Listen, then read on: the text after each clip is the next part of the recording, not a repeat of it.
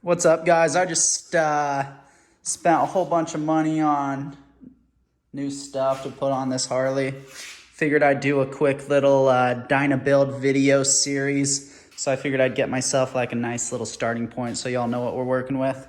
Let's see, what's not stock? This right here, this is a rifle fairing. It's actually for a Victory, I'm pretty certain. But with a little headlight bracket, you can make it work. I think it looks pretty slick with it, like filling out the whole bottom with the foam around it. Looks pretty dope. This headlight's off Amazon. I'll try to link it in the bio of what it is, but it's freaking amazing. It's way brighter than stock.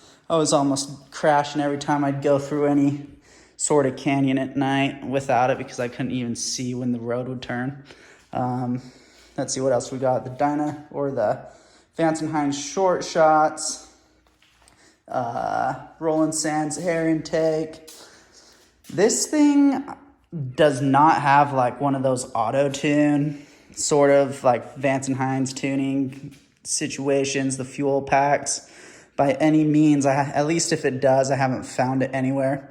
But it's way faster than everybody's bike that has the same thing, the Vance and Hines, the big air intake and the power commander or whatever the hell you want to call it. But let's see, what else do we got on this thing? It's got this Amazon $20 rear tail light, the Harley lay down plate, the Harley sissy bar and bracket. It still has the stock seat.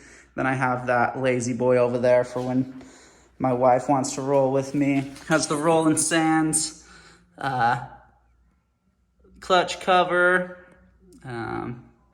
Let's see, the shifting knob. It's that like $10 one on Amazon. The threads weren't even right, so I just cross-threaded that sucker in there. So that's there to stay until I get a new bolt.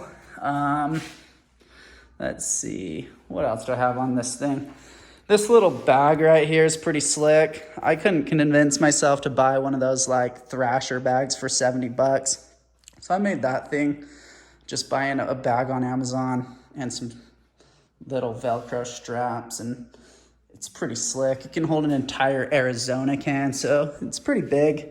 Holds everything I need it to. Let's see. The front fender, the original one got smashed because some peckerhead freaking dropped their scooter on it in a parking lot, and their brake lever just smashed my front. Let's see. I got it right here. And so I cut the whole nose of it off and ran that for a little while, but I just hated that chody little front part. So I bought this, which I got for like 70 bucks on Amazon or eBay or whatever. And it's complete junk. It's all wiggly and stuff. The rivets on it, like you can see the rivets wiggling. Complete trash. But I painted it with, let's see, what is this company? Colorite. I got the paint match scheme from Colorite, like a 3 paint coat. And I like it. I mean, it matches. It's just how good are you at putting it on. But I'll tell you one thing about Colorite. Their cans that they make suck. So if you can get like the actual spray bottles, then definitely do that, because I've had so many issues with these cans. It's been way too long of a process. Their customer service sucks, so avoid them. Just get the spray can if you can, if you have a big enough air compressor that you can roll with that. So yeah, this is pretty much it. I have a tank riser. A lot of people make fun of them for whatever reason, that making fun of the fact that they don't hold as much gas or whatever, but I drove this thing to Sturgis from southern Utah, never ran out of gas, so whatever. Plus it helps with wheelies. Just kidding. But if I told people that, they'd probably quit giving me crap for it. Let's see.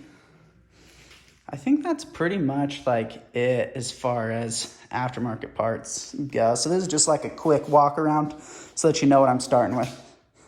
So let's check out what all I bought for this thing.